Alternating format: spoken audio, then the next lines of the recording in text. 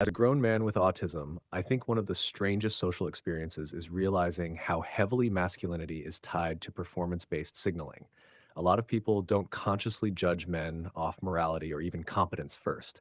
They judge men off calibration, social rhythm, timing, confidence signaling, eye contact, vocal certainty, emotional pacing, dominance cues, how naturally you participate in the unspoken performance of masculinity. And if your nervous system communicates differently because you're autistic, people often register that difference long before they consciously understand what they're perceiving. So instead of thinking, this person processes differently, they subconsciously interpret it as something is off.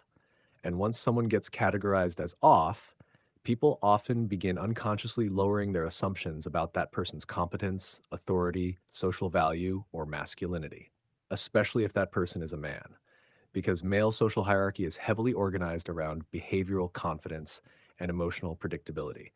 So if you're overly earnest, too analytical, too quiet, too intense, too monotone, too emotionally transparent, or inconsistent in your social energy, people sometimes begin interacting with you less like a peer and more like someone slightly beneath them socially, not always maliciously either.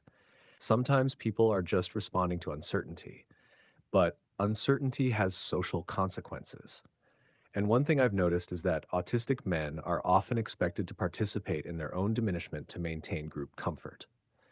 Meaning, if people subtly talk down to you, misinterpret you, over explain things to you, or socially reposition you beneath them, you're expected to absorb it gracefully. But the moment you firmly self advocate, people sometimes react as though you violated the social contract because people are often more comfortable with agreeable dysfunction than disruptive self-respect. Now, obviously, self-advocacy can become unhealthy if it turns into paranoia or hostility. I've had moments where I handled things poorly too, but learning to defend your boundaries imperfectly is still healthier than permanently accepting psychological reduction from people around you. And over time, something interesting happens. People start realizing that social smoothness and actual competence are not the same thing because consistency eventually overrides first impressions.